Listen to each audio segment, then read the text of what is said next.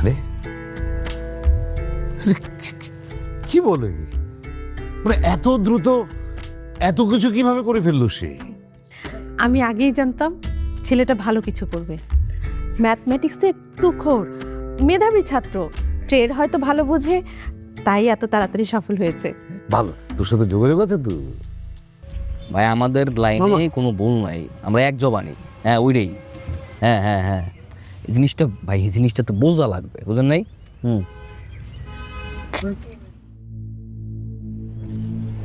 কি কি করলেন এটা মামা?